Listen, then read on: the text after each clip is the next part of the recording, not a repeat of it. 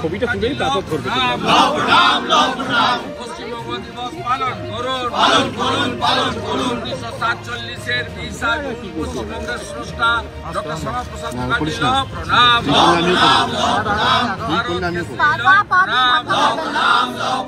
পশ্চিমবঙ্গ দিবস পালন করুন। 1947-এর 20 জুন স্মরণে 20 জুন পশ্চিমবঙ্গ দিবস পালন করুন। ভারত কেসরি ল প্রণাম। স্রষ্টা ল প্রণাম। ডক্টর শ্যামাপ্রসাদ মুখার্জি ল প্রণাম। ডক্টর শ্যামাপ্রসাদ মুখার্জি ল প্রণাম। পশ্চিমবঙ্গ দিবস পালন করুন। হিন্দুদের জন্য হোমল্যান্ড পশ্চিমবঙ্গ দিবস পালন করুন। 1947-এর 20 জুন স্মরণ করে 20 জুন পশ্চিমবঙ্গ দিবস পালন করুন। স্রষ্টা ডক্টর শ্যামাপ্রসাদ মুখার্জি ল প্রণাম। ভারত কেসরি ল প্রণাম। ভারত কেসরি ল প্রণাম। পশ্চিমবঙ্গ দিবস পালন করুন। 20 জুন পশ্চিমবঙ্গ দিবস পালন করুন। বন্দে মাতরম। ভারত মাতা কি। ভারত মাতা কি। ভারত মাতা কি। এটা কি হলো?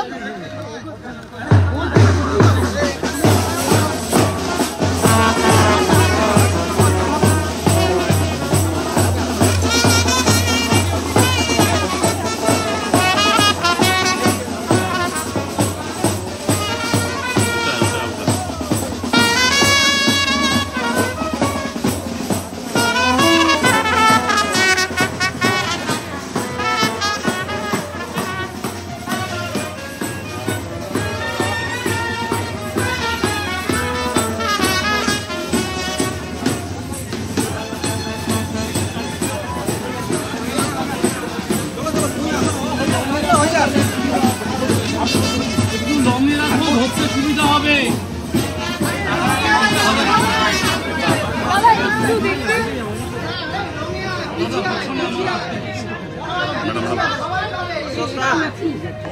পয়লা বৈশাখে ছুটি না দেওয়া রাজ্য সরকার পশ্চিমবঙ্গ দিবস পয়লা বৈশাখে এটা দাবি করার পরে গত বছরে ছুটি দিয়ে দিয়েছে।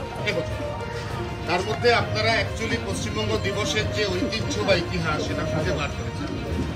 তো এই যে পশ্চিমবঙ্গ দিবস কোনটা এটা নিয়ে তো সাধারণ মানুষের মনের মধ্যেও একটা দোটানো বা সংশয় তৈরি তার জন্য আপনাকে কারোর ভাষণ, বক্তৃতা, সাংবাদিক সম্মেলন শোনার তো দরকার নেই।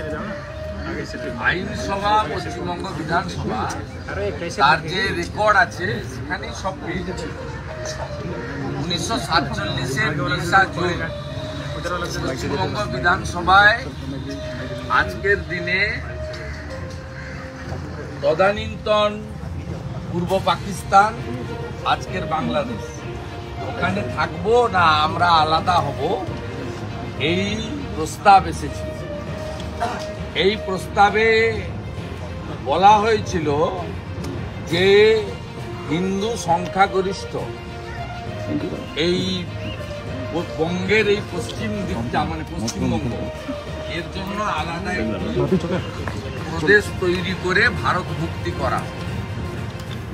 এই প্রস্তাবের পক্ষে, এই প্রস্তাবের মুভার ছিলেন ভারত কেসরি ডক্টর শ্যামাপ্রসাদ মুখার্জি, এবং এই প্রস্তাবের পক্ষে ভোট পড়েছিল 58টি। এবং আমরা তো ইতিহাস বিকৃতি করি না, এই 58 জনের মধ্যে প্রাক্তন মুখ্যমন্ত্রী বামপন্থী নেতা জ্যোতি বসুও ছিলেন।